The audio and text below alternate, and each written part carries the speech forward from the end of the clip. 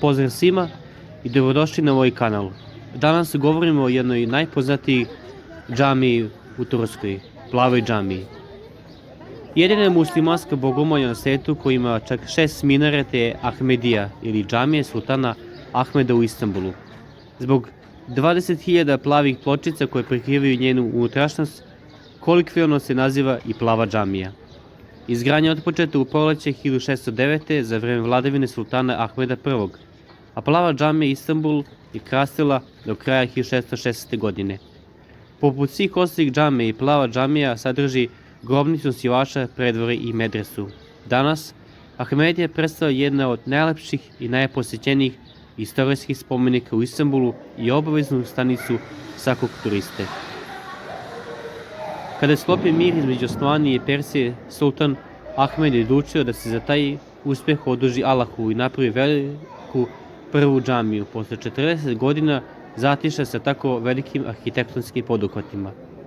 Još jedna zanimljivost vezana za ovu džamiju je ta da je sultan Ahmed zbog ratnih gubitaka izgradnju džamije platio iz svog trezora, za razliku od svojih prethodnika koji su gradili, plaćali ratnim plenom.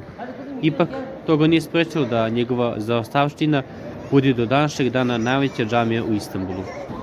Kraljevski arhitekta Sedef Har Mehmed Aga je džamiju gradio na mjestu nekadašnjeg Konstantinove palate, tako da Plava džamija gleda na tada najposećeniju džamiju Svete Sofije.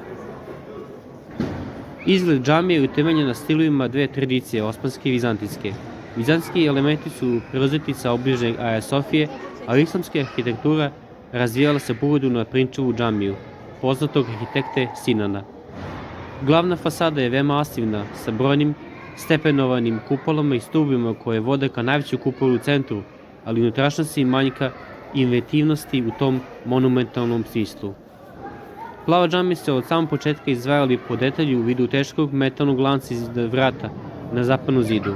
Lanac je tu stajao kako bi vladar, koji jedini može na konju ući, sagnuo glavu na ulasku, kao simbol poniznosti vladara što se nalazi u Božoj kući.